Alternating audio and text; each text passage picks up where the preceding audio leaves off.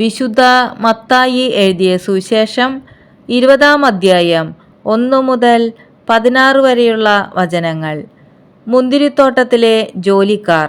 സ്വർഗരാജ്യം തൻ്റെ മുന്തിരിത്തോട്ടത്തിലേക്ക് ജോലിക്കാരെ വിളിക്കാൻ അതിരാവിലെ പുറപ്പെട്ട വീട്ടുടമസ്ഥന് സദൃശ്യം. ദിവസം ഒരു ധനാറ വീതം വേതനം നൽകാമെന്ന കരാറിൽ അവൻ അവരെ മുന്തിരിത്തോട്ടത്തിലേക്ക് അയച്ചു. 3-ാം മണിക്കൂറിൽ അവൻ പുറത്തേക്കിറങ്ങിയപ്പോൾ ചിലർ ചന്തസ്ഥലത്ത് അലസരായി നിൽക്കുന്നത് കണ്ട് അവരോട് പറഞ്ഞു, നിങ്ങളും മുന്തിരിത്തോട്ടത്തിലേക്ക് ചെല്ലുവിൻ, ന്യായമായ വേതനം നിങ്ങൾക്ക് ഞാൻ തരാം.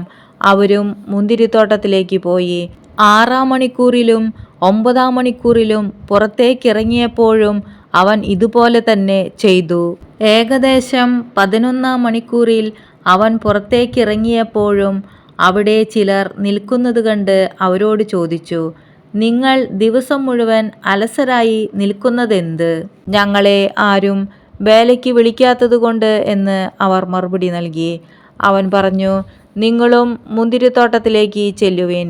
വൈകുന്നേരമായപ്പോൾ മുന്തിരിത്തോട്ടത്തിൻ്റെ ഉടമസ്ഥൻ കാര്യസ്ഥനോട് പറഞ്ഞു, ജോലിക്കാരെ വിളിച്ച് അവസാനം വന്നവർക്ക് തുടങ്ങി ആദ്യം വന്നവർക്ക് വരെ കൂലി കൊടുക്കുക. 11-ാം മണിക്കൂറിൽ വന്നവർക്ക് ഓരോ ധനാറ ലഭിച്ചു. തങ്ങൾക്ക് കൂടുതൽ ലഭിക്കുമെന്ന് ആദ്യം വന്നവർ വിചാരിച്ചു, എന്നാൽ അവർക്കും ഓരോ ധനാറ തന്നെ കിട്ടി. അത് വാങ്ങുമ്പോൾ അവർ വീട്ടുടമസ്ഥനെതിരെ പിറുപിറുത്തു, അവസാനം വന്ന ഇവർ 1 മണിക്കൂറേ ജോലി ചെയ്തുള്ളൂ.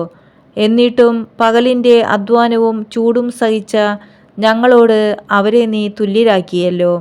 അവൻ അവരിലൊരുവനോട് ഇങ്ങനെ മറുപടി പറഞ്ഞു, സ്നേഹിതാ, ഞാൻ നിന്നോട് ഒരനീതിയും ചെയ്യുന്നില്ല. 1 ധനാറയ്ക്കല്ലേ നീ എന്നോട് സമ്മതിച്ചിരുന്നത്? നിനക്ക് അവകാശപ്പെട്ടത് വാങ്ങിക്കൊണ്ട് പോയിക്കൊള്ളുക. അവസാനം വന്ന ഇവനും നിനക്ക് നൽകിയതുപോലെ തന്നെ കൊടുക്കാനാണ് എനിക്കിഷ്ടം. എൻ്റെ വസ്തുവകകൾ കൊണ്ട് എനിക്കിഷ്ടമുള്ളത് ചെയ്യാൻ പാടില്ലെന്നോ? ഞാൻ നല്ലവനായതുകൊണ്ട് നീ എന്തിന് അസൂയപ്പെടുന്നു? ഇപ്രകാരം പിമ്പന്മാർ മുമ്പന്മാരും മുമ്പന്മാർ പിമ്പന്മാരുമാകും.